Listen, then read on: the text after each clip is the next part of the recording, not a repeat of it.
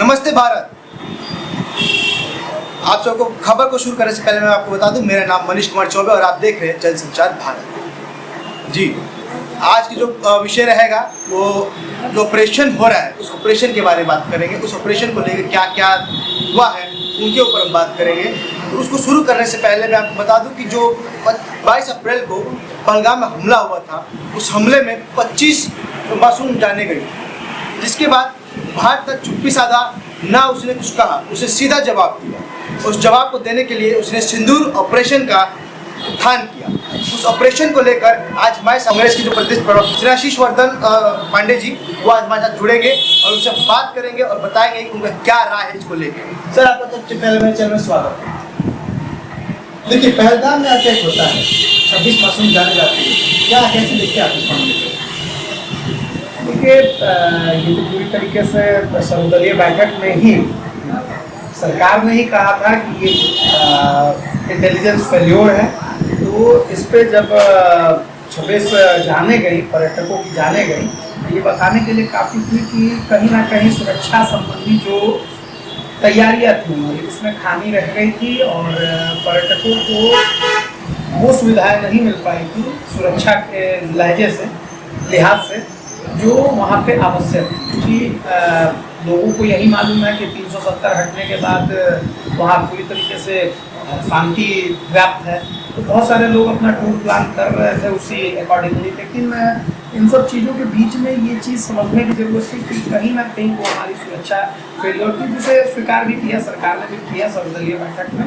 और उसके बाद से ही लगातार जवाबी कार्रवाई की मांग हो रही थी और उस पर कुछ कार्रवाई हुई भी, जो ऑपरेशन सिंदूर के नाम से आपने चर्चा भी की है। ऑपरेशन सिंदूर के नाम से वो संचालित हुई और वो बहुत बड़ी बात। देखिए, पहलगाम हमले के बाद ऑपरेशन सिंदूर ने आतंकियों को करारा जवाब दिया, जिसमें इस अभियान के समय में कुछ ऐसी बातें रखी गई जैसे कि हमारी जो सेना है, तीनों सेनाओं ने इसमें भागीदारी निभाई और 9 आतंकी जगहों को उसी को तबाह किया। तो आप इसको किस नजरिए से देखते हैं?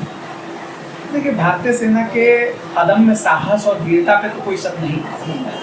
भारतीय सेना ने हर बार हमें गौरवान्वित किया है, चाहे सरकार कोई भी रहे, और भारतीय सेना के साथ एक एक भारतीय सीधा जुड़ाव महसूस करता है। क्योंकि भारतीय सेना सबसे बड़ी हम लोगों के लिए, हर समाज के लोग, हर घर के लोग लगभग सेना में काम कर रहे हैं। तो भारतीय सेना की कोई भी गतिविधि होती है, सैन्य कार्रवाई होती है, तो उसमें पूरा देश उनके साथ खड़ा रहता है। और इस बार एक खूबसूरती आपने देखा है कि हमारे नेता राहुल गांधी जी, हमारे कांग्रेस के राष्ट्रीय अध्यक्ष मल्लिकार्जुन खड़गे साहब पूरी मुस्तैदी के साथ उन्होंने सरकार को समर्थन दिया और कहा कि इस हमले का जिस तरीके से आपको जवाब देना है उसमें कांग्रेस पार्टी एक सकारात्मक विपक्ष के तौर पे आपके साथ मौजूद रहेगी। और उसका ही लाभ सरकार को भी कॉन्फिडेंस में बढ़ोतरी हुई, सरकार भी आत्मविश्वास से लबरेज हुए और सरकार ने उचित कार्रवाई की। सेना, मैं मानता हूँ तीनों सेना का ये संयुक्त अभियान है और तीनों सेना जब संयुक्त रूप से हमारी लगी तो उसका रिजल्ट आपको दिख रहा है कि किस तरीके से 9 ठिकाने, जो मोटे मोटे तौर पे 9 ठिकाने, लेकिन टोटल इसमें अभी जो रिपोर्ट आ रही है, मैं भी मीडिया रिपोर्ट्स पे ही आधारित बातें बता रहा हूँ अभी आपको। 22 जगहों पे निशाने बनाए गए हैं, जिसमें 9 प्रमुख ठिकाने थे। उसमें भारतीय सेना का ये देखिए एक बहुत खूबसूरती है हमारी भारत की। हमने आत्मरक्षा की कार्रवाई की है, हमने किसी भी सिविलियन को नहीं मारा, ये सबसे बड़ी बात है। हमने किनको टारगेट किया? हमने टारगेट किया आतंकवादी ठिकानों, और ये बहुत बड़ी बात है। देखिए, इसमें एक और चीज़ है, जैसे ऑपरेशन सिंदूर का नाम पहलगाम में शहीद हुए लोगों को, खासकर विधवा जो महिलाएं हैं, उनको शोक और संकल्प पूरा आता है। तो उस नाम के पीछे की जो भावना है, जो ऑपरेशन सिंदूर निकाला गया, इस नाम की जो पीछे की भावना है, उसको आप कैसे और क्या समझ के विश्वासियों की भावना को उससे जोड़ता है? देखिए, जिस तरीके से आतंकवादियों ने कायराना है, उन्होंने धर्म पूछा, जाति पूछी नहीं, धर्म पूछा, ये बात लगातार चल रही थी।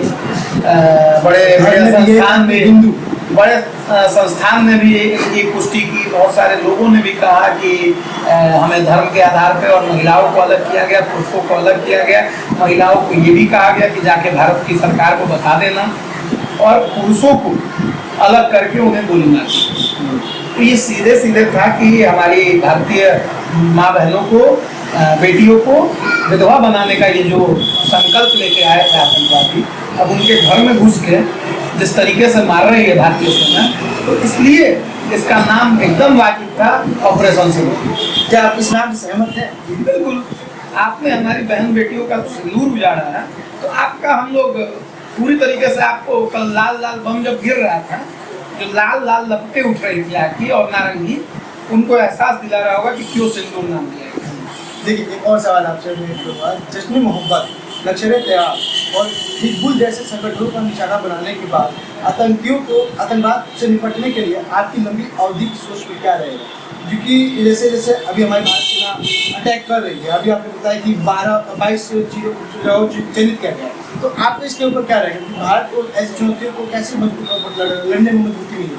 क्योंकि ये आतंकवादी संगठन कहीं से भी धर्म के नाम पे ये लोग संचालित होते हैं, लेकिन धर्म का पहला जो प्रभाव होता है वो शांति होती है, प्रेम होता है, भाईचारा होता है। ये तो उसे ही दरकिनार करते हैं और उसे धर्म का चोला पहना के समर्थन प्राप्त करने की कोशिश करते हैं धार्मिक लोगों से या जो भी बौद्धिक लोग हैं उनसे।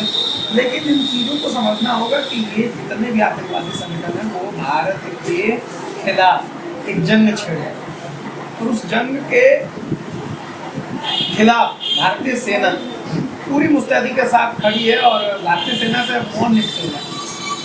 इनकी हैसियत नहीं है, इनकी साथ पुश्तों को हैसियत नहीं है पाकिस्तान के कि वो लड़ पाएंगे हमारे सेना से, और इनकी औकात ही नहीं है कि वो 36 घंटे 72 घंटे बोलने के लिए होता है, 12 से 15 घंटे में निपटा देगी भारतीय सेना। लेकिन उस तरीके की खुली छूट मिलनी चाहिए और पीओके तो हमारा हिस्सा है, पाकिस्तान ऑक्युपाइड कश्मीर हमारा हिस्सा है, गुलाम कश्मीर जिन्हें ये आज़ाद कश्मीर बोलते हैं वो हमारा हिस्सा है।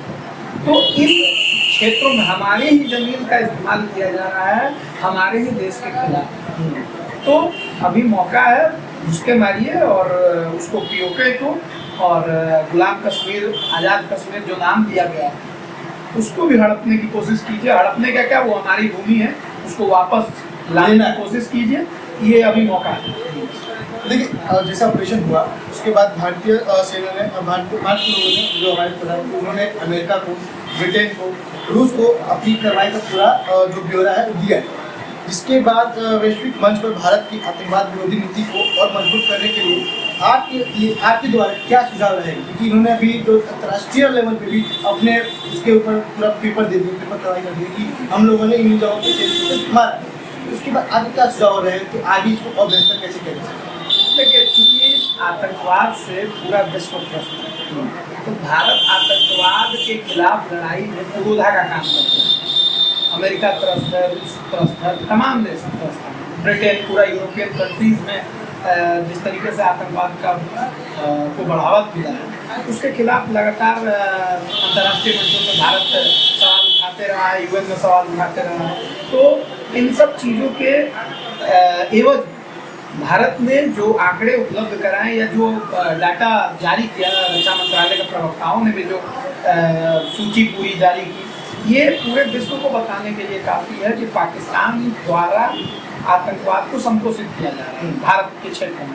तो ऐसी स्थिति में अगर हम लोग मुंहतोड़ जवाब उनकी ज़मीन पे घुस के दे रहे हैं, तो ये पूरे विश्व कम्युनिटी के लिए एक सबक है, एक सीख है और उनको भी भविष्य में ऐसे ऑपरेशन करने के लिए स्ट्रैटेजी बनाने में मददगार करेगा। आपका सुझाव क्या रहेगा? मतलब जैसे कि आपको कोई त्रुटियाँ दिखती है, कोई मतलब कुछ बदलाव किया जा सके या ये और बेहतर करने के लिए? देखिए, ये पूरी तरीके से भारतीय सेना की इंटरनल कार्रवाई है और जो भी इनपुट्स होते हैं, जो इंटरनल इनपुट्स होते हैं, वो भारतीय सेना को मिलते हैं उनके इंटेलिजेंस के थ्रू।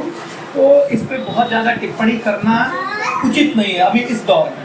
लेकिन हम लोग जरूर चाहेंगे कि जितने भी आतंकवादी शिविर और भी संचालित हो रहे हैं उनको चुन चुन के मारिए, चुन चुन के मार के और पूरे विश्व को दिखाइए कि भारत कितनी मजबूत है और भारत क्यों विश्व गुरु पहले कहा जाता था, ये अभी साबित करने का मतलब।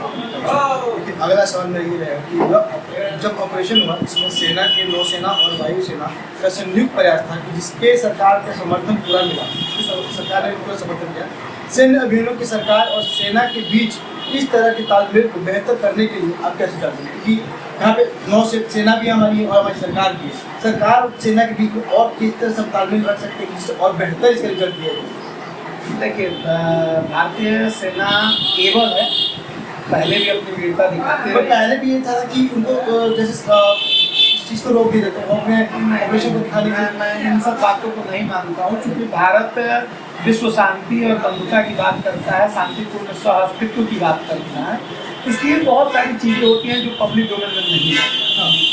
क्योंकि वर्तमान सरकार बहुत सारी चीज़ों को पब्लिक डोमेन में ला के, अब जैसे मॉक ड्रिल पब्लिक डोमेन में ला के बहुत सारी चीज़ों को थोड़ा सा कहीं ना कहीं वो सीधे सीधे जुड़ाव करवा रहे हैं, जो कहीं कहीं उचित भी नहीं लगता है, लेकिन बावजूद इसके वो कार्रवाई कर रही है। और मैं मानता हूँ कि नरेंद्र मोदी साहब ने उस दिन खुद बयान दिया था मन की बात में कि भारतीय सेना को खुली छूट दे रखी है। तो भारतीय सेना को जब खुली छूट दे रखी है तो भारतीय सेना एवं है किसी भी आतंकवादी घटना, किसी भी जो दुश्मन देश की कार्रवाई है उसको मुंहतोड़ जवाब देने के लिए भारतीय सेना का इंटेलिजेंस, भारतीय सेना का आदम साहस, वीरता काफ़ी है। और इसलिए मैं ये बात कहूँगा क्योंकि पहले की भी बहुत सारे युद्ध हम लोग लड़े हैं। मैं प्रमाण नहीं गिनाऊंगा, मैं 71, 65 ये सब मैं गिनवाऊंगा नहीं, 67 चीन के साथ ये सब मैं नहीं गिनवाने बैठूंगा। लेकिन मैं इतना जरूर कहूँगा कि 1999 में इंक्लूड मैं कर रहा हूँ, कारगिल का था, वहाँ वो आके बैठ गए थे, इनको भगाया गया, उसमें भी भारतीय सेना ने अदम्य साहस और वीरता का परिचय दिया।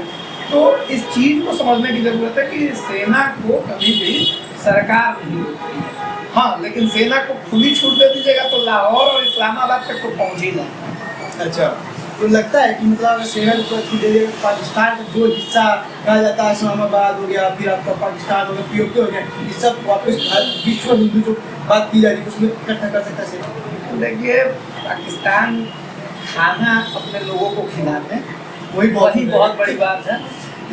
लेकिन पाकिस्तान के साथ दिक्कत ये है कि हम लोग बोलते हैं लोग कि घर में नहीं है दाने, अम्मा चली भुनाने, वही स्थिति हो गई है पाकिस्तान की। पाकिस्तान पूरी तरीके से एक, सीधे मैं बोल रहा हूँ कि भिखमंगा और गरीब राष्ट्र है, लेकिन उसे हनक सवार है एक ऐसे देश से उलझने की विदेशी ताकतों के मदद से। ये उसकी 7 पीढ़ियों को बदल दिया जाएगा। कितना भी है तो बाप बाप होता है, बेटा बेटा होता है। और ये नालायक बेटा, इसको नालायक बेटा को कैसे सबक सिखाना है वो भारतीय सेना और भारत की सरकार या भारत का एक एक नागरिक जानता है, अच्छे से जानता है। बिल्कुल, चलिए आगे बढ़ते हैं। देखिए, पहलगाम जो हमला हुआ था सब कुछ जो दिया था सब जानते हैं।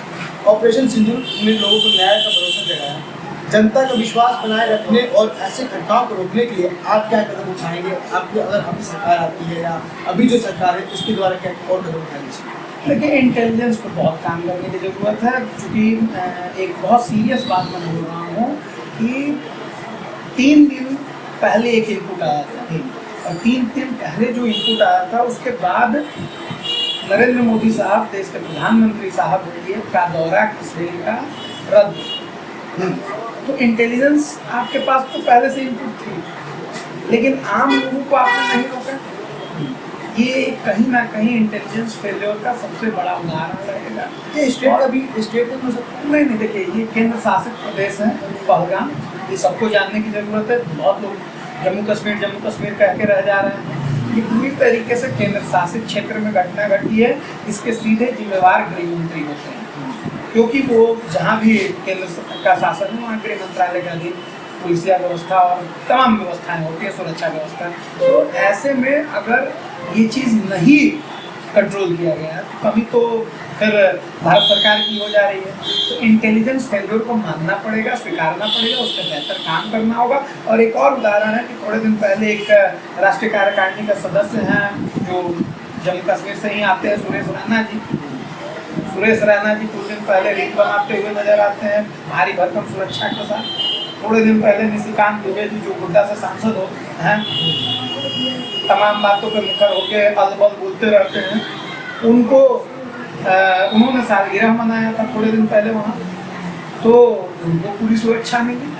आम भारतीय को भी पूरी सुरक्षा मिलनी चाहिए, क्योंकि आपने जितना प्रचारित किया है कि 370 हटने के बाद घाटी शांत हो गई है, कोई गतिविधि नहीं हो रही है, आतंकी गतिविधि नहीं हो रही है, कोई देश विरोधी कार्य नहीं हो रहे हैं उस जमीन पर, मगर अभी ऐसे में इतनी घटनाएं, बस मैं ये नहीं बता रहा हूँ, 2014 से आप आंकड़े उठा लीजिए, 3982 आतंकी घटनाएं हुई हैं, जिसमें 413 सिविलियंस, अब ये 26 जोड़ लीजिए, 439 सिविलियंस की मौत हो गई, प्लस 26 वही 413 प्लस 26, अच्छा। एक इसमें नेपाली सिटीजन भी हैं, तो इसलिए 426, जो 26 है 25 ही काउंट किया जा रहा है, तो इसलिए ये चीज़ समझने की बात है। 439 सिविलियंस की मौत हुई और 630 हमारे सैन्य बल हताहत हुए। तो आप ये कह दे रहे हैं कि 2014 के बाद इस देश में शांति का विस्तार है, तो ये तो गलत है। आंकड़ों के साथ कम से कम हम ये बात रख रहे हैं, आप चेक भी कर सकते हैं, कहीं मैं दूर से नहीं, ये भारत सरकार के आंकड़े मैं आपको बता रहा हूँ। और इन सब चीज़ों पे ये समझने की जरूरत है कि आप 3982 छोटे बड़े आतंकी जो घटनाएं हुई हैं, उसके बावजूद अगर आप कह रहे हैं शांत है, तो आपको अभी और मेहनत करने की जरूरत है। और इसके लिए आपको समझना पड़ेगा कि लोगों को बरगलाने की जो कला है, उसको कम से कम ब्रेक देके और वास्तव में देश के सिक्योरिटी के लिए काम कीजिए। कांग्रेस पार्टी आपके साथ है, हम लोगों ने मुक्त कंठ से स्वागत किया आज की भी कार्रवाई को, और पहले भी हमने कहा कि सरकार के साथ है। मतलब कांग्रेस विपक्ष की पार्टी है, एनडीए और कांग्रेस देखिए, विपक्ष की पार्टी है, हम भी देश में राष्ट्र निर्माण का काम कर रहे हैं, हमने तो देश को आज़ादी दिलाई है, हमको कितना कष्ट होता है सोचिएगा इस चीज़। मैं आपसे व्यक्तिगत ये बात बोल रहा हूँ, आपके चैनल पे ये बात बोल रहा हूँ, जितने व्यूवर्स सुन रहे हैं उनको ये बात बोल रहा हूँ कि कांग्रेस पार्टी ने तो इस देश की आज़ादी की नींव रखी, इस देश को लड़ के आज़ादी दिलाई। तो कांग्रेस को कितना दुख होता होगा जब कांग्रेस जो भारत के ऊपर अगर किसी भी तरीके की विपदा आती होगी, तो कांग्रेस को कितना और कांग्रेसियों को कितना दुख होता होगा। इसलिए हम लोग उनके साथ बाद में हम लोग अपनी दिक्कत नहीं है, उससे आप पूरा हम लोग अपनी राजनीतिक लड़ाई लड़ रहे हैं देश के अंदर की बात कि देश के आएंगे तो उनको तो भैया मिल के मारेंगे और घुस के मारेंगे। अभी एक बात जो है, पाकिस्तान ने इस ऑपरेशन को युद्ध की कार्रवाई करारा दिया, जबकि भारत ने इसे केंद्रित और गैर आक्रामक बताया। तो मैंने तो पहले ही आपको स्पष्ट किया। ये देखिए खूबसूरती, देखिए भारतीय सेना,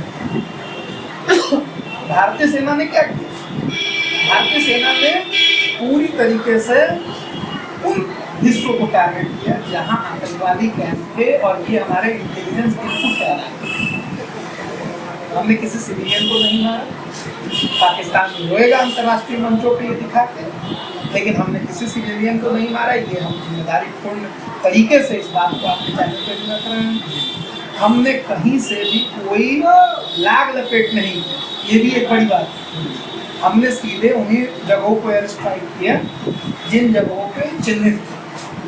हमने सिविलियंस का घर नहीं उड़ाया, हमने कोई धार्मिक स्थलों पे नहीं हमला किया, हमने कहीं पाकिस्तान के सेना के ऊपर, उनके ठिकानों के ऊपर, उनका भी इनपुट रहता है, उन पर तो नहीं हमला किया हमने आतंकवादी संगठनों पे किया, किसी के एयर स्ट्रिप पे हमने नहीं उनके हमला किया। ये तो समझने वाली बात है। अब आप रोते रहिए, गाल बजाते रहिए, पहले भी आप गाल बजाते हैं, उसी का धंधा करके और पूरे विश्व से भीख मांगते हैं, मांगते रहिए, करते रहिए, उसमें कोई हम लोगों को आपसे आपत्ति नहीं है। आपकी वही मानसिकता है पाकिस्तान की, हाँ, पहले मारना है फिर रोना है। पाकिस्तान मारने की भी तो हिम्मत नहीं है, उसको मारने की क्या है, तो भेजता है भेड़ियों को। पाकिस्तानी सेना अपने बिना आती है, उसको मालूम है कि कितने बार हार चुकी है, 3-4 युद्ध हारी है, उसको तो मालूम है अपनी होगा। वो भेड़ियों को भेजता है, शिकारियों को भेजता है और निहत्ते लोगों पे हमले करता है। आइए एक बार सामने सामने आ जाइए। भारतीय सेना नहीं गला काट काट के भेजी, धड़ भेजेगी, सर इधर ही रखेंगे हम लोग गिरने के लिए। लेकिन एक चीज़ जरूर है कि मैं प्रधानमंत्री महोदय से अनुरोध करूँगा, वो अपने पुराने भाषणों को उठा दें, एक के बदले 100 सर वाला, हम लोग वहीं मौका है, दिखा दीजिए। देखिए, यहाँ से भी सबसे बड़ी बात ये कह रही कि प्रधानमंत्री जी ने अपने एक भाषण में बोला था कि जितने भी सर कटेंगे वो 100 कटेंगे एक बार में। और वही मांग यहाँ पे आज कांग्रेस की प्रवक्ता जो प्रदेश प्रवक्ता है वो कर रहे हैं। तो सर आप एक चीज़ और आपसे बोलूँगा, जैसे आपने अभी मांग की है, इस मांग को किस लेवल तक लेते हैं आप कि आप लोग 100 घर हमारे ला के दे दीजिए, हम उससे वंचित नहीं है। आपकी बात क्लियर रह जाएगी, हम उसको स्पष्ट भी कर देंगे। तो आप वहाँ पे बोलते हैं और आपको करके नहीं दिखा देते, ऐसे कुछ लग रहा है? देखिए, बोलने चुनावी भाषण या लक्ष्यदार भाषण उनमें जगह है, अभी जिम्मेदारी का वक्त है। प्रधानमंत्री महोदय को आगे बढ़ते हुए जिम्मेदारीपूर्ण तरीके से मौका मिला है अपनी कही हुई बातों को ही संसाधित करने के लिए। तो अभी मौका है, आप कर सकते हैं। पूरा विपक्ष आपके साथ है, आप रो भी नहीं सकते हैं कि विपक्ष ने साथ नहीं दिया या देश के लोगों ने साथ नहीं दिया। ये तो अभी आपदा की घड़ी है हमारे लिए, हमारे 26 लोग मरे। इसलिए दुख की बात है कि केवल पुरुषों को इस तरीके से चिन्हित किया गया और मारा गया। तो आज मौका है कि उनको जो आए थे आतंकवादी, कहाँ से आए थे, कैसे आए थे, सब इंटेलिजेंस है आपके पास। उसके मारिए, डबल मारिए। 100 गुना नहीं मार सकते हैं तो कम से कम 50 गुना तो मार के दिखा दीजिए। यही मेरा अब अंत क्वेश्चन मेरा ये रहेगा, ऑपरेशन सिंदूर ने देश को एकजुट करने में मदद की।